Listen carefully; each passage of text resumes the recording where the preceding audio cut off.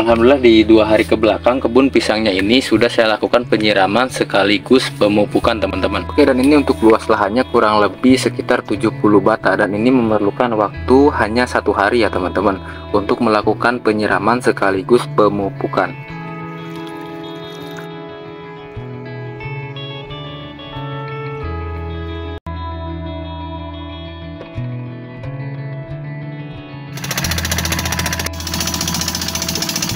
Assalamualaikum warahmatullahi wabarakatuh sobat tani, kembali lagi bersama saya di channel Tiga Pandawa. Nah teman-teman, di video kali ini kita akan membahas 2 topik ya, yaitu tentang yang pertama tentang tata cara penyiraman kebun pisang yang dimana lahannya itu tidak kita buatkan bedengan ya teman-teman. Itu yang pertama. Kemudian yang kedua tentang tata cara pemupukan di musim kemarau. Mungkin untuk yang kedua ini kita hanya mengulas saja karena di video sebelumnya sudah saya jelaskan tentang tata cara pemupukan di musim kemarau.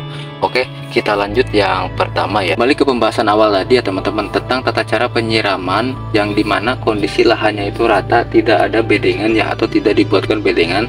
Jadi kita harus membuat selokan seperti ini teman-teman, selokan kecil seperti ini. Fungsinya apa? Supaya air itu tidak berserakan kemana-mana.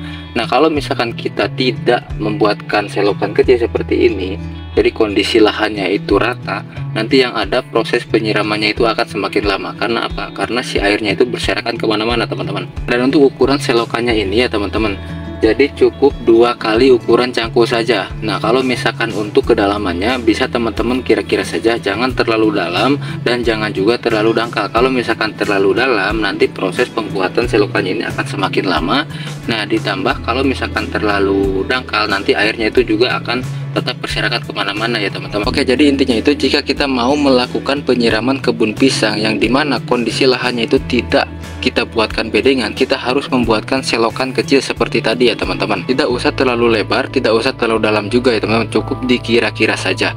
Nah mengenai modal nih untuk 1 kali penyiraman kebun pisang, di sini untuk luas lahannya itu kurang lebih sekitar 70 bata ya teman-teman. Nah untuk 70 bata itu nanti akan saya buatkan rinciannya di video ini, jadi tetap standby di channel ini. Dan modal yang saya keluarkan untuk 1 kali penyiraman kebun pisang ini hanya 450.000 ya teman-teman, itu sudah termasuk pupuk. Nah berikut ini adalah rinciannya. Yang pertama biaya pekerja menghabiskan 230.000 untuk 2 orang. Yang kedua untuk bahan bakar kurang lebih sekitar saya menghabiskan 5,6 liter ya, atau 5,5 liter lah, itu menghabiskan sekitar 70.000. Jadi untuk harga per liternya itu kurang lebih sekitar 12.500 ya teman-teman. Nah kemudian untuk pupuk seberat 50 kilo harganya itu 150.000. Jadi untuk ditotalkan kurang lebih sekitar 450 ribuan. Oke teman-teman, sekarang kita lanjut ke yang kedua ya, yaitu tentang tata cara pemupukan di musim kemarau. Ini hanya mengulas saja ya teman-teman, karena saya sudah share di video sebelumnya. Jadi untuk tata cara pemupukan di musim kemarau, sebaiknya saya sarankan untuk melakukannya pada saat kita melakukan penyiraman ya teman-teman. Jadi keduanya itu berbarengan, melakukan pemupukan sekaligus penyiraman. Supaya apa? Supaya si pupuknya itu cepat larut ya teman-teman, karena kan kondisi lahannya itu basah, jadi cepat diserap oleh tanaman pisang kita. Jangan sampai jauh-jauh hari teman-teman melakukan pemupukan ya, karena kondisi tanahnya itu masih kering ditambah cuaca panas, nanti yang ada berakibat kurang bagus untuk tanaman pisang kita. Dan jangan juga melakukan pemupukan setelah penyiraman ya teman-teman.